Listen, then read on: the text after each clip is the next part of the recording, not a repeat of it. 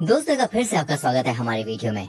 आज हम अपनी वीडियो में बात करने वाले हैं इजराइल के बारे में। इजराइल दुनिया के सबसे बेहतरीन देशों में से एक है। उसकी सेना सबसे ताकतवर सेना में से एक है। वहाँ की अर्थव्यवस्था दुनिया की सबसे स्टेबल अर्थव्यवस्था में से एक है। पर क्या इजराइल हमेशा से इतना डेवलप, अमीर और ताकतवर था? दोस्तों, इजराइल की जनसंख्या तकरीबन 87 लाख है, जो कि चेन्नई शहर की जनसंख्या के बिल्कुल बराबर है। और इजराइल का क्षेत्रफल 22,145 वर्ग किलोमीटर है, यानी कि पूरा इजराइल देश 12 बार महाराष्ट्र में समा सकता है। इजराइल के बारे में समझने के लिए हमें इजराइल के इतिहास को समझना होगा।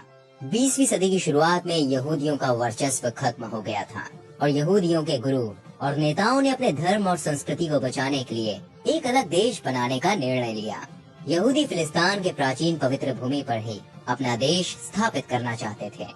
1903 तक लगभग 35,000 यहूदी पूरी दुनिया में फिलिस्तीन में आकर रहने लगे। 1914 तक 40,000 और यहूदी आ चुके थे। वर्ल्ड वॉर चल रहा था और हिटलर के आदेश पर लाखों यहूदियों का नरसंहार हो चुका था। ऐसे में जो यहूदी बचे थे वो भी फिलिस्तीन आ गए। संयुक्त राष्ट्र ने 1947 में फिलिस्तीन को एक यहूदी और अरब राज्य में विभाजित करने की योजना को मंजूरी दी, लेकिन अरब देशों ने इसे रिजेक्ट कर दिया। मई 1948 में इजराइल को ऑफिशियल स्वतंत्र राज्य घोषित किया गया था। इजराइल एक मिडिल ईस्ट देश है और इजराइल के चारों ओर अरबी देश हैं।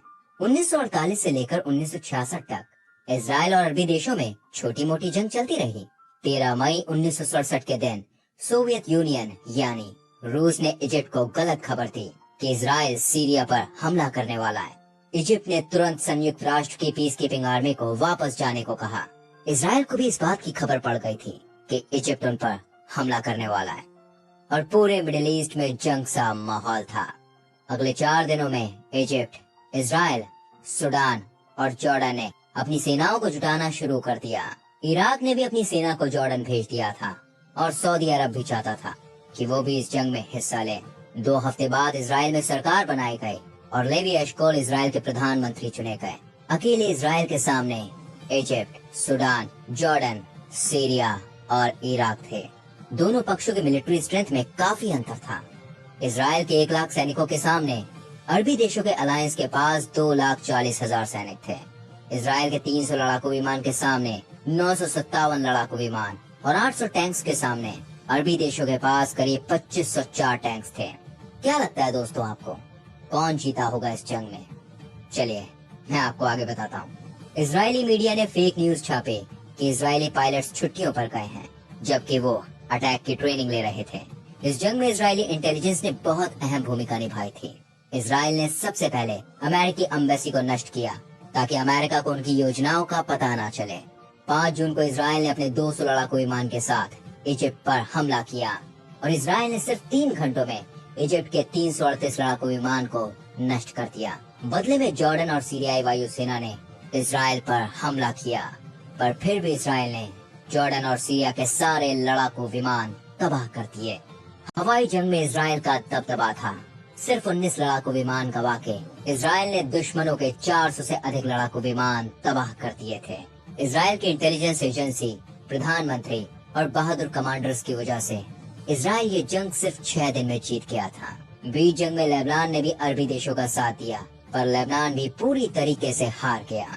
इजराइल ने इस जंग में लगभग 900 सैनिक खो दिए, पर अरबी देशों के 20,000 सैनिकों को मार गिराने के बाद इजराइल के कुल 46 लड़ाकू विमान तबाह हो गए थे, पर अरबी देशों के 470 से अधिक लड़ाकू विमान तबाह करने के बाद जंग के पहले इजराइल का क्षेत्रफल सिर्फ 9,000 वर्ग किलोमीटर था और जनसंख्या अरबी देशों के मुकाबले सिर्फ 2% थी। पर जंग के बाद इजराइल के खेमे में Gaza strip, Sinai peninsula, golden Heights, old city of Jerusalem और वेस्ट बैंक आ गया था। साथ ही साथ 10 लाख अरबी नागरिक भी इजराइल के डायरेक्ट अंडर में आ गए थे और जंग के बाद इजराइल का क्षेत्रफल 9,000 से बढ़कर 20,000 वर्ग किलोमीटर हो गया।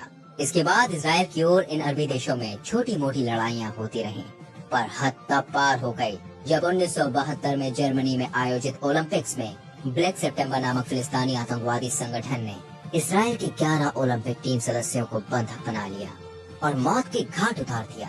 आतंकवादियों की ये मांग थी कि इजराइल द्वारा बंधक बनाए गए 234 फिलिस्तीनी आतंकवादियों को रिहा किया जाए इसके बाद कुछ आतंकवादियों को जर्मनी की पुलिस ने मार गिराया और कुछ को गिरफ्तार कर लिया।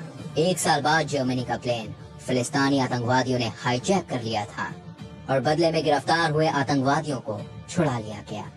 इस हादसे के बाद इजराइल के उस समय के प्रधानमंत्री गोल्डा मीरा हर खिलाड़ी के घर खुद गए और उनके परिवार वालों से वादा किया कि हम एक एक आतंकवादी को ढूंढकर आपके बच्चे की मौत का बदला लेंगे। प्रधानमंत्री गोल्डा ने इस ऑपरेशन का जिम्मा इजराइल की इंटेलिजेंस एजेंसी मोसाद को सौंपी। मोसाद ने इजरायली कमांडोज के साथ मिलकर एक एक आतंकवादी को ढूंढा और मार डाला। इसके बाद 1976 में इजराइल से पेरिस के लिए रवाना हुई एयरबस A300 हवाई विमान को फिलिस्तीनी आतंकवादियों ने हाईजैक कर लिया और युगांडा सरकार के समर्थन से विमान को युगांडा में लैंड करा दिया गया।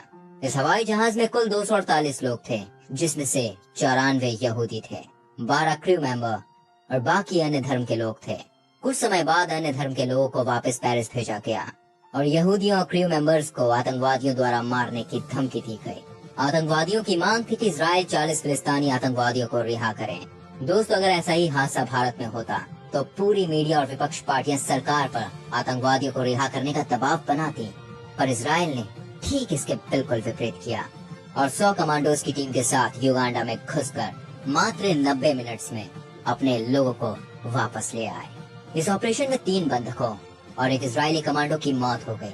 जिस कमांडो की मौत हुई उसका नाम लेफ्टिनेंट कर्नल योनातान नेतन्याहू था। ये वर्तमान इजराइल के प्रधानमंत्री बेंजामिन नेतन्याहू के बड़े भाई थे।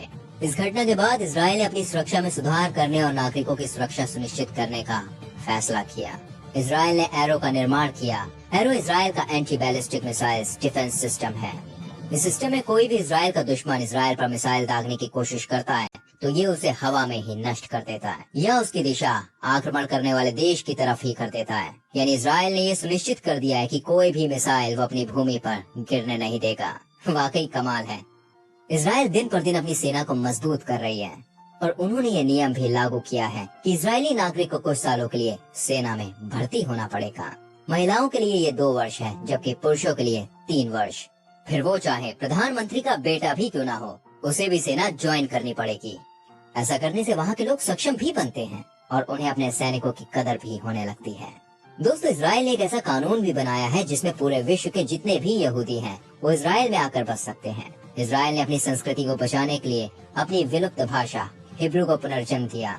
जो व्यक्ति हिब्रू भाषा सीखता है उसे इजराइल स्कॉलरशिप देती है। सिर्फ सैन्य बल ही नहीं, इजराइल टेक में भी बहुत ज्यादा आगे है। इजराइल पूरे वर्ल्ड का टेक कैपिटल है। सेलफोन को इजराइल में विकसित किया गया। इजराइल में वॉइस मेल टेक्नोलॉजी विकसित की गई। कंप्यूटर के लिए पहला एंटीवायरस सॉफ्टवेयर 1979 में इजराइल में ही बनाया गया था। पेन ड्राइव का आविष्कार भी इजराइल ने किया। पहला इलेक्ट्रिक हेयर रिमूवर भी इजराइल ने बनाया। ड्रिप इरिगेशन, जो कृषि की रीढ़ की हड्डी बन चुकी है, इसका भी आविष्कार इजराइल में ही किया गया था। आप जिस बड़ी कंपनी के नाम लें, Microsoft, Google, Apple, Yahoo, Amazon, Intel, Facebook, सबके बड़े बड़े रिसर्च सेंटर्स इजराइल में मौजूद हैं। ऐसा इसलिए क्योंकि इजराइल अपनी जीडीपी का 4.5% R&D में खर्च करती है। इजराइल देश पैसा अपने लोगों पर ही खर्च करता है ताकि वो स्वस्थ और सक्षम रहें, जिसकी वजह से आज कोई भी इजरायली इजराइल छोड़कर दूसरे देशों में काम करने नहीं चाहता। वो वहीं पढ़ता लिखता है और अपने देश की तरक्की में योगदान देता है, जिसके परिणाम स्वरूप आज इजराइल में लाइफ एक्सपेक्टेंसी 82 वर्ष है। अमेरिका, फ्रांस और जर्मनी की तुलना में इजराइल में प्रति व्यक्ति नोबेल पुरस्कार सबसे ज्यादा हैं। भारत, स्पेन और चीन में करोड़ों की जनसंख्या है और इजराइल में सिर्फ 87 लाख की जनसंख्या होने के बावजूद इन देशों से ज्यादा नोबेल पुरस्कार विजेता इजराइल के हैं। इजराइल में लगभग 93% घरों में पानी गर्म करने के लिए सोलर एनर्जी का उपयोग होता है, जो दुनिया में सबसे अधिक है। इजराइल अपनी संस्कृति का भी बराबर ध्यान रखता है, इसलिए ही इजराइल में पर कैपिटा म्यूजियम्स की संख्या सबसे अधिक है। इजराइल की गाय दुनिया के लगभग किसी भी देश की तुलना में अधिक दूध का उत्पादन करती है। वो बस साउथ कोरिया से थोड़ा पीछे है। इजराइल दुनिया में प्रति वर्ष प्रति व्यक्ति सबसे अधिक वैज्ञानिक कागजात का उत्पादन करता है। कैंसर रोगियों के जीवित रहने में इजराइल को दुनिया में पहला स्थान दिया गया है। इजराइल विश्व का चौथा सबसे ज्यादा स्टार्टअप फ्रेंडली देश है। इजराइल अपने अन्न का 95% रिक्वायरमेंट्स का उत्पादन खुद करता है। ये सूची बहुत ही ज्यादा लंबी है दोस्तों, जिसे हम इस वीडियो में कवर नहीं कर सकते। पूरी दुनिया में रहने के लिए इजराइल सबसे बेहतरीन देशों में से एक है, जबकि वो चारों तरफ से दुश्मनों से घिरा हुआ है और थोड़े थोड़े समय पर छोटी छोटी जंग भी लड़नी पड़ती है। अगर आपके पासपोर्ट में इजराइल का ठप्पा लग गया तो आप उसके आसपास के 8 अरब देशों में कभी भी नहीं जा सकते।